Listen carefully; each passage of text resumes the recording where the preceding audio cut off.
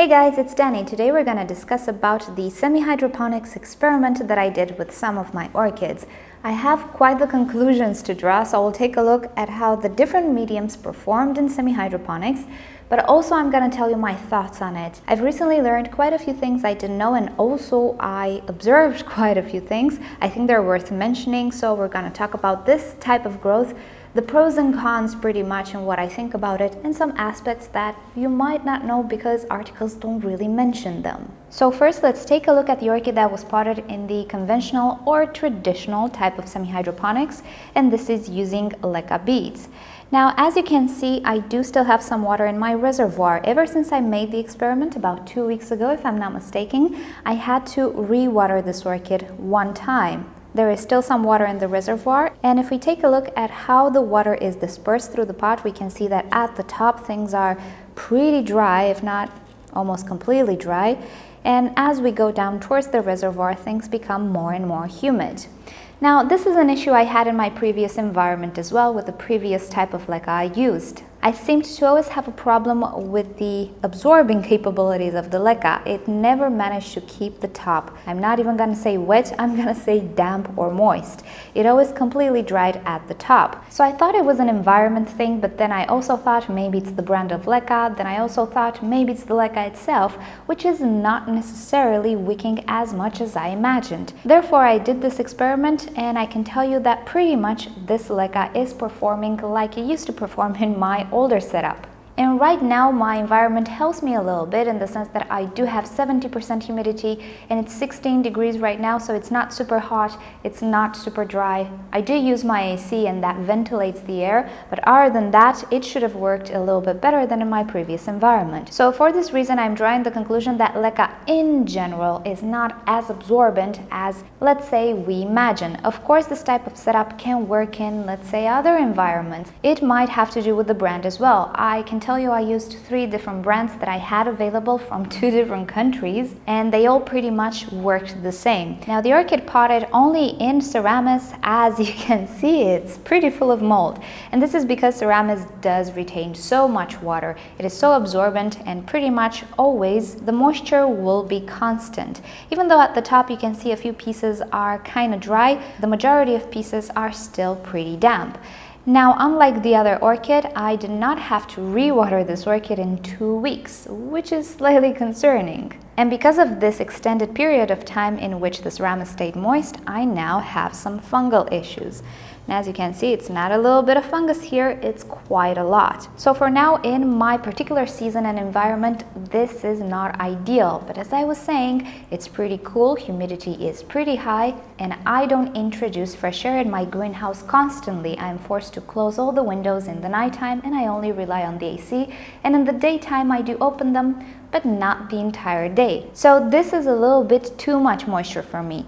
But I can imagine that in different environments, maybe drier environments with lower humidity, this can work a lot better. So if you ever wanted to use semi-hydroponics due to its ease of use and moisture availability, but you had issues with leca, seramis might be a really good choice for you. For the third orchid, I used a mixture between seramis and leca. And for my particular environment and season right now, this proved to be ideal. As you can see, I don't have any mold issues, and also the level of moisture through the pot is a lot more constant than with leca. Again, this orchid did not need re-watering in 2 weeks, but unlike the one potted in full seramis, this is not as moist. There are a few pieces that are already kind of dry on the top. Everything is a little damp inside the pot. I do still have some humidity, but it's a lot more consistent, and as you can see, it prevented mold from appearing. The root inside the pot is doing quite well. It started to grow, and it will find its way through the pieces. So this is another good alternative. If in your climate leca is not absorbent enough, but pure seramis is too absorbent, this combination might prove to be quite helpful. So again, if you want to test it out, test it with 1 or 2 orchids and see how it performs. You can always do adjustments. You can always add a little bit more leca or a little bit more seramis, depending on your environment. There aren't 2 identical environments. environments, so it will be up to you to find the ratio for the orchid you have, the climate you have, environment, and so on. But there you go. If you ever had issues with leca not staying damp enough and you really wanted to try out semi-hydroponics, you can give this a go and see how it does for you. So this has been the update on my little experiment. But I don't want to end this video now. I want to tell you about the semi-hydroponics in general and some things I didn't know. And this will apply to leca and seramis as well, so it's not one particular case. So first of all, why do people use semi-hydroponics and not traditional bark and sphagnum moss and so on? Well, there are quite a lot of pros to semi-hydroponics. First of all, the material that semi-hydroponics uses. And this is clay, whether it's leca or seramis. Now, the main benefit of this material is that it's not organic, therefore it will not decompose, and thus regular repottings due to medium breaking down are eliminated. You will pretty much need to repot whenever the orchid doesn't fit in the pot anymore and starts growing outside, which, depending on the orchid, can take quite a few years. So from this point of view, there will be no excess acidity and biodegradable stuff and so on. The second major thing that semi-hydroponics offers is the constant moisture. This can translate into an economy of water used. If you're using osmosis water in particular, you know that it takes a while to produce it and it's expensive to actually produce it because of water losses. So pretty much this system offers humidity and water in an economical way, and also, again, if you're living in a very dry climate, you might want to keep your orchids a lot more wet than somebody living in a cooler, more humid environment. And then there are other aspects, such as you will probably not have a lot of bugs starting to eat the medium, decompose it and so on. It is pretty clean. Some people actually like the looks of it and so on. But like any other setup, it has cons as well. And sadly, some of them I was not aware of. So we'll talk about them right now. Now, the first thing I was not aware of actually answers the question, will my orchid stay too damp? If I have, let's say, a cattleya, which we know likes to kind of dry out in between waterings, keeping it wet all the time, isn't it detrimental?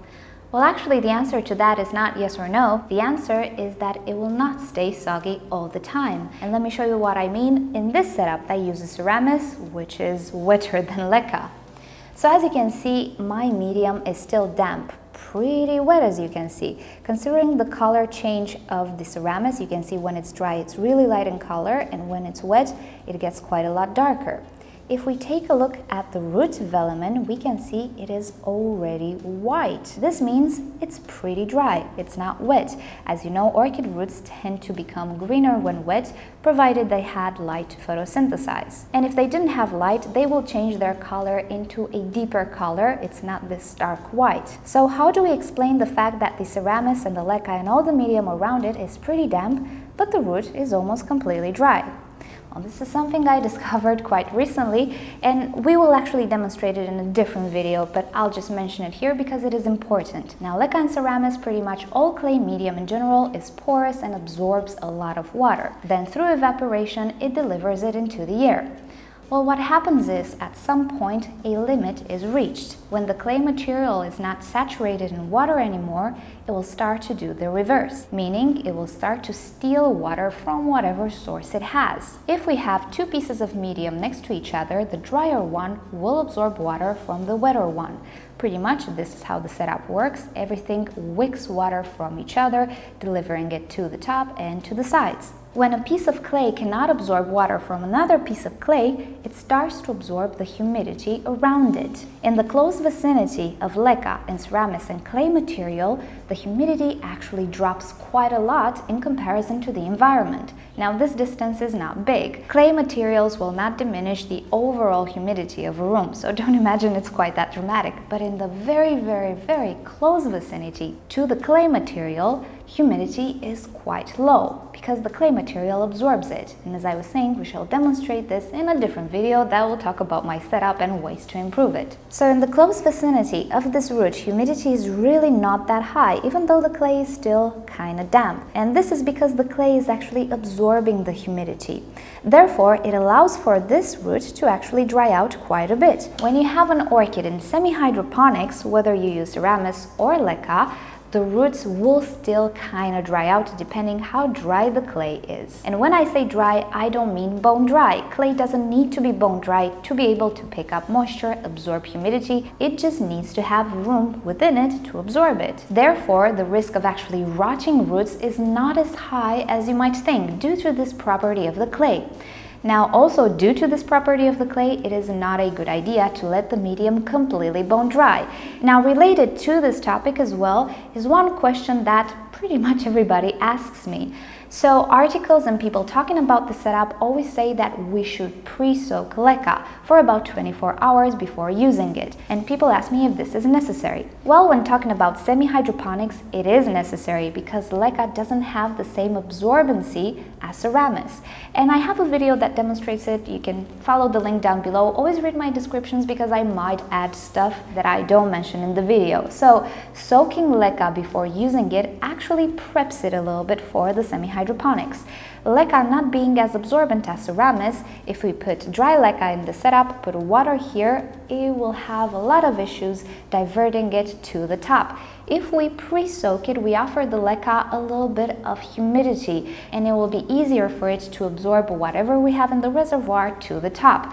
But from this point on, in a semi-hydroponic pot, we should never let leca completely dry because then we will have the layering issues I was talking about. Now, of course, in some climates it happens by itself, but yes, we should always pre-soak leca. Of course, after rinsing it and washing it and so on, we should always pre-soak it before we use it in a semi-hydroponic system. Another issue worth mentioning, and pretty much the reason why I did not opt for a semi-hydroponic system, is the temperature of the water. Now, as you might know, clay stays rather cool because of the evaporative cooling effect. In a semi-hydroponic system, maybe this effect will not be so dramatic, but it still stays cool. Most importantly, though, is the reservoir of water, because that reservoir will have the temperature of the growing room you have. And in my growing room right now, I have 16 degrees, which is pretty cool. Therefore, in my climate, I do tend to keep my orchids a little bit drier in winter than I do in summertime when temperatures are higher. So another issue to think about is the temperature of the water in the reservoir, which might be too low and it might start to damage roots.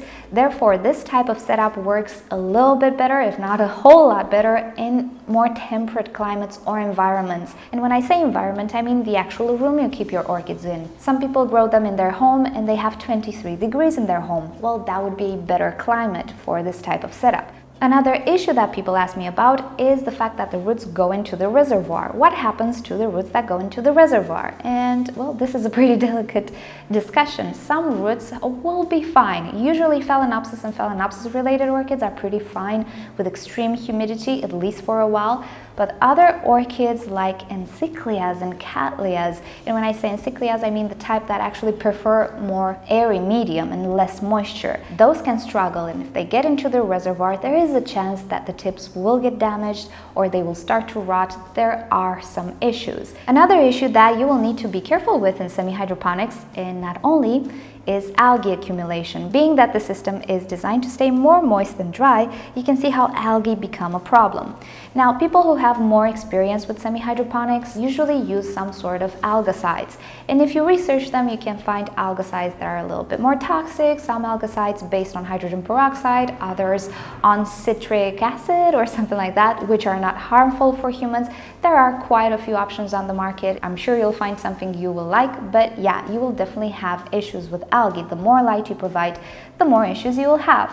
Now, to control algae, either you use an algicide, but you can also control the light. There are those setups who don't use transparent pots, who use opaque pots, therefore cutting the light source for the algae and eliminating them. But then again, we do like to see what the roots are doing, and particularly if we're trying it out for the first time, seeing the roots is a really big help. So in this instance, if you don't want to use an algicide, you can absolutely cover the pot so that algae don't have light, and then uncover it whenever you want to check out the root system. It's a little bit more hassling, but it is another option if you don't find any other option. A little bit of algae formation is pretty much okay, but a lot of algae is really detrimental for orchids. First of all, they kind of compete with the orchid for the nutrients. And let's say you can increase fertilizing, well, you will increase the mass of algae as well. Second of all, they clog up the pores of the clay material, rendering it not so absorbent, so you will probably have issues with water being sucked up to the top. And third of all, it can clog up the actual velamen of the orchid as well if it forms on the velamen.